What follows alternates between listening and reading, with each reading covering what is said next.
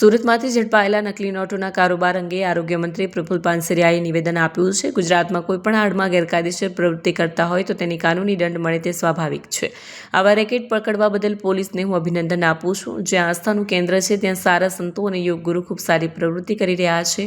કોઈક આંગળીના વેડે ઘણા એટલા આવા નીકળતા હોય છે જેને ચોક્કસ કાનૂની રાહે દંડ મળવો જોઈએ। સત્ય બહાર આવશે અને પોલીસ સારી કામગીરી કરી રહી છે। પોલીસનું શિસ્ત કામગીરી કરી રહી છે।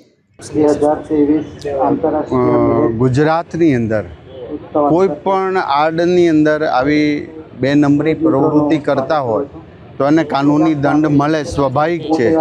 પછી યોગાના આડમાં હોય કે સામાજિક આડમાં હોય પોલીસનું કામ કાનૂની રીતે કરી રહી છે। આવા રેકેટ પકડવા બદલ પોલીસને હું ખૂબ ખૂબ અભિનંદન આપું છું।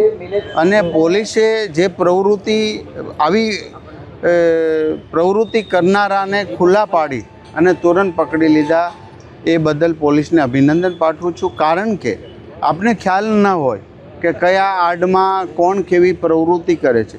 આ તો શુદ્ધ કહેવાય ને, શુદ્ધ ભાષામાં શુદ્ધ દેશદ્રોહીની પ્રવૃત્તિ, અશુદ્ધ દેશદ્રોહીની પ્રવૃત્તિ તો એને ચલાવી લેવાય, કોઈ પણ સંજોગોમાં ચલાવી લેવાય નહીં। કારણ કે જ્યાં આસ્થાનું કેન્દ્ર હોય લોકો, કારણ કે બહુ સારા સંતો, બહુ સારા યોગ